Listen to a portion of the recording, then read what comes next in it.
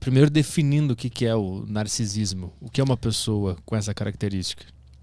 Tá, ao longo da história da psicologia, narcisismo significou diferentes coisas, mas o que eu quero focar especificamente é no transtorno de personalidade narcisista. Tá.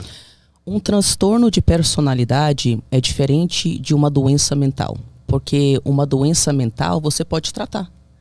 Então, por exemplo, digamos que você perde seu pai. Você pode entrar em depressão porque pode ser uma resposta natural. Mas essa depressão, você não quer dizer que você vai ficar deprimido pro resto da vida. É um impacto momentâneo a algo que te aconteceu, algo traumático. Então você pode tratar, você pode melhorar e superar essa depressão. E é assim que funciona a doença mental. Já quando a gente fala de transtorno de personalidade, nós não temos pesquisas que mostram que é possível você mudar a estrutura de personalidade dessa pessoa. E ou seja, muito mais grave do que uma doença mental. E quando se trata do transtorno de personalidade narcisista, nós estamos falando de pessoas que não conseguem interagir com outras pessoas como se essas outras pessoas fossem indivíduos à parte, com direito às próprias opiniões, à própria existência, aos próprios valores, ao próprio jeito de existir. Quem tem transtorno de personalidade narcisista tem certas características, como, por exemplo, a necessidade de ser o centro das atenções em todos os momentos. Então, um exemplo por exemplo, é a sua formatura e você tem um pai com transtorno de personalidade narcisista e ele não aguenta você estar recebendo atenção na sua própria formatura, porque o seu sucesso mostra para ele, na estrutura fragilizada de personalidade que ele tem, que ele é um lixo. Então, ele pode fingir uma doença, fingir um desmaio ou ter algum tipo de surto na sua formação para que ele receba atenção em vez de você. Outra característica desse transtorno é a ideia de que você é especial. Então, você tem uma constante sensação de que você é superior às pessoas, que na verdade muitas vezes vem como uma compensação a uma constante impressão de que você é inferior a todo mundo. Então, como isso dói, como defesa, a personalidade narcísica decide: por que eu me sinto tão diferente?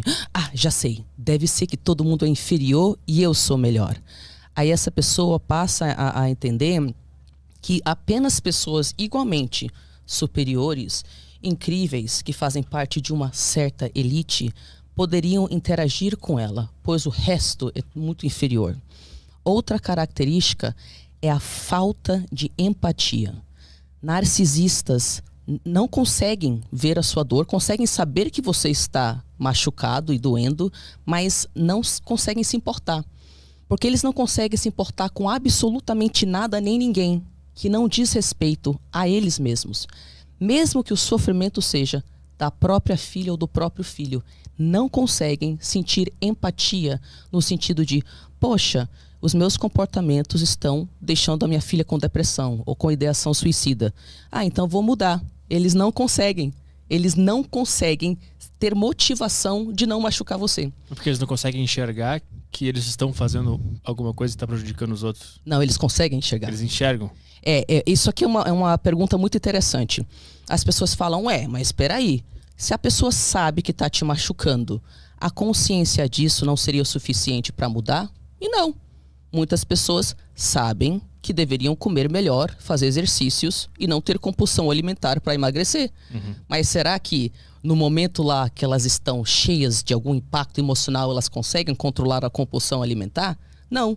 Então, existe uma gigantesca diferença entre você perceber que um comportamento te faz mal e faz mal aos outros, e você achar que você tem uma razão para mudar o seu comportamento.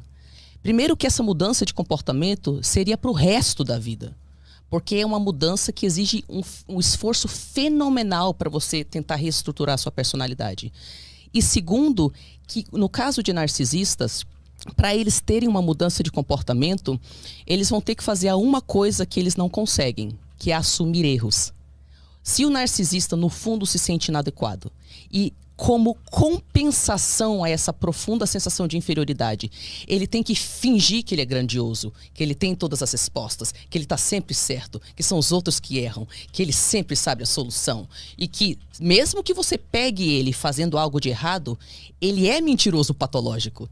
Ele vai reescrever a história de forma que você fique mal e sente culpado por pedir que o outro te trate com o mínimo de respeito.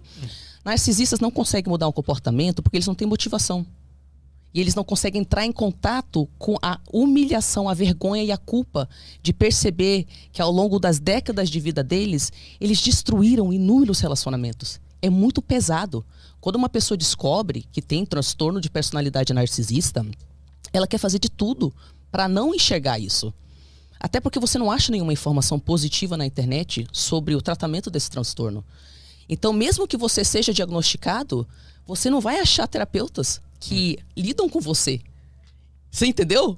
Porque não, agora, hoje em dia, o conselho oficial de terapeutas, se você lida com um narcisista, é cortar contato.